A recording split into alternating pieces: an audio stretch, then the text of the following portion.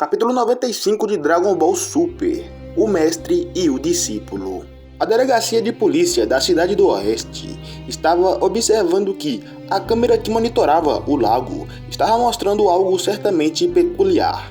Um pouco distante dali estavam saindo do cinema Kuririn, a número 18, e a filhinha deles, a Maron, que estava bem crescida. A Maron estava muito feliz, dizendo que o filme havia sido muito divertido. Porém, a 18 discordava e dizia que o filme havia sido chato. Kuririn sentia um ki enorme. Logo ele percebia que aquele ki era de Gohan, e ele se questionava com quem Gohan estava lutando. Kuririn recebia uma chamada de holograma que vinha de uma policial, aquela policial que estava na delegacia. Ela pedia desculpa por interromper a folga de Kuririn e dizia que a base do exército da Red Ribbon havia sido descoberto. A policial dizia que a base da Red Ribbon estava localizada no lago, e o Kuririn percebia que o ki de Gohan estava vindo do mesmo lugar. Kuririn falava para sua comandante que aquela investigação poderia ficar perigosa. Ele dizia que iria investigar sozinho, porém logo a número 18 perguntava com quem o Kuririn estava falando. O Kuririn disse que havia surgido uma emergência, porém aqui percebemos que a 18 havia ficado com um certo ciúme e disse que aquilo estava esquisito, então ela disse que também vai com ele. Na base da Red Ribbon, Gohan estava enfrentando Gama 1. Gohan, em sua forma mística, estava tendo total controle sobre a luta. Piccolo ficava feliz pelo fato do Gohan finalmente ter despertado seu potencial oculto. O Dr. Hedo não estava acreditando que o Gama 1 estava sendo completamente derrotado pelo Gohan. Então Gohan pergunta a quem o Gama 1 estava se referindo quando falava sobre uma organização maligna. O Gama 1 diz que estava falando sobre o Gohan e os outros e ataca eles com uma rajada de energia. Porém o Gohan rebate facilmente e diz para ele não ser ridículo. A esfera de energia que o Gohan havia rebatido acaba atingindo a base da Red Ribbon e causa uma explosão enorme. Gohan diz que aquilo era irônico, vindo de alguém que sequestrou uma criança. Eles é quem eram uma organização maligna. Quando o Gama 1 iria dizer que não era aquilo que o Gohan estava pensando, o Dr. Hedo interrompe e manda o Gama 2 ir ajudá-lo. Piccolo desfaz seu disfarce e joga um capacete no Gama 2 e diz que não deixaria ele se intrometer na luta de Gohan. Gama 2 não entendia o que estava acontecendo e pergunta se ele era o Piccolo Daimao. O Piccolo então dizia, enquanto liberava seu poder, que ele não era mais Piccolo Daimao, era apenas Piccolo. O Gohan fica um pouco surpreso com o poder que o Piccolo estava mostrando, e o Gama 2 pergunta se ele não havia entendido sua lição. Então o Piccolo diz que dessa vez será diferente de antes. O Gama 2 fala para o Piccolo não fugir dessa vez e se prepara para atacá-lo. Porém o Piccolo desvia facilmente e o agarra pelo braço. Piccolo dá um chute incrível na barriga do Gama 2 e logo após isso joga ele para longe com um soco na cara. Enquanto dava um mata-leão no Gama 1, o Gohan pergunta pro Piccolo o que ele estava fazendo ali. O Piccolo diz que depois explicava e vai atrás do Gama 2. Chegando lá, o Gama 2 pergunta o que ele havia feito para melhorar tanto em tão pouco tempo.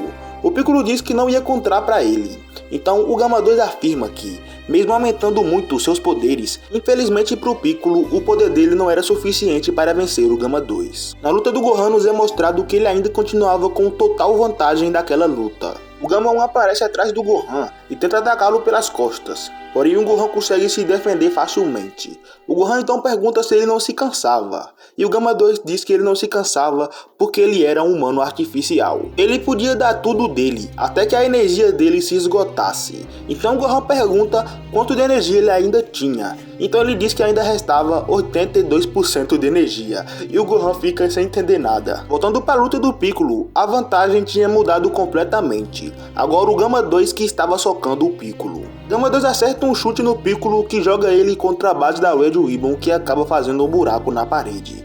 O Piccolo então diz que mesmo com aquele aumento todo de poder, ele ainda não conseguia acompanhá-lo. O Gama 2 então afirma que os Gamas eram uma obra-prima do Dr. Hedo. Então o Piccolo diz que havia entendido tudo, então as ordens do Dr. Hedo eram absolutas. O Gama diz que era óbvio, pois eles foram criados para aquilo. Piccolo então usa telepatia e joga várias e várias pedras no Gama 2, porém aquilo não causava nenhum efeito.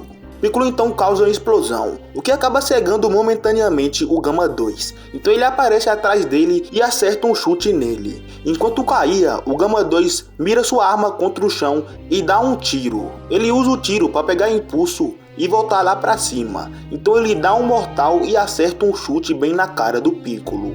Vendo que o Piccolo estava caindo, o Gohan dá um chute no Gama 2 e manda ele pra longe. Assim ele vai até o Piccolo e o segura antes que ele batesse contra o chão. Piccolo falava pro Gohan que os seus inimigos se tratavam de humanos artificiais. Quanto mais tempo durasse aquela luta, mais desvantagem eles teriam. Então ele diz pro Gohan para acabarem logo com a luta. Então ambos partem para cima de seus inimigos. Enquanto o Gohan dava um soco, Piccolo dava um chute. Gohan acerta um soco tremendo na cara do Gama 1, enquanto o Piccolo acerta um chute na cara do Gama 2. O Gohan rapidamente vai atrás do Gama 1. O Gama 1 tenta acertar o Gohan com rajadas de Ki, porém o Gohan consegue desviar elas rapidamente, enquanto acerta ele com uma cabeçada. Vendo que seu irmão estava em desvantagem, Gama 2 acerta um chute na barriga do Piccolo para tirá-lo de cima dele. Assim ele joga várias e várias rajadas de Ki contra Gohan, porém Gohan consegue desviar com facilidade. Piccolo então joga um grande bloco de concreto em cima do Gama 2, porém ele consegue desviar. O Gama 1 então perguntava ao Gama 2 se eles realmente faziam parte de uma organização maligna. O Gama 2 então diz que era óbvio, pois foi aquilo que o Dr. Hedo havia dito. Então eles partem para cima deles, porém o Gama 1 e o Gama 2 estavam focando somente no Piccolo. Eles conseguem acertar e fazem um enorme buraco no chão.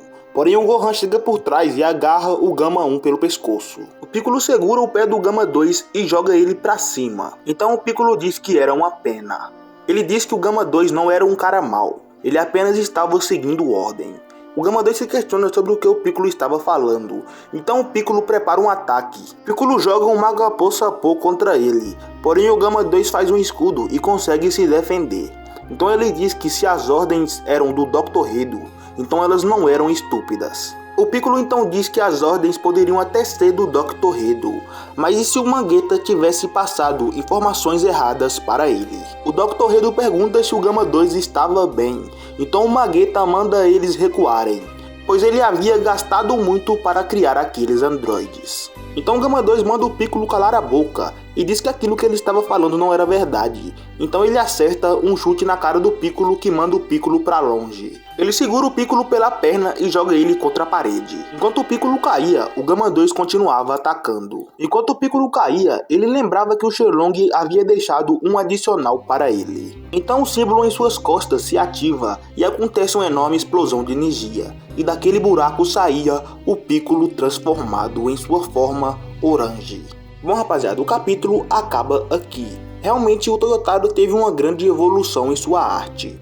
Porém, eu realmente não consigo ficar muito empolgado com esses capítulos, pois está somente recontando a história do filme, não tem nada de novo.